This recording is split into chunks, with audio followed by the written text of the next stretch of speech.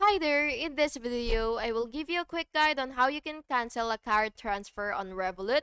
So please listen carefully to each step that I will be explaining because I will describe everything clearly so you can follow along even if your screen looks different. So before starting, make sure that you have the correct plan or version that supports this feature so you will have full access to everything you need.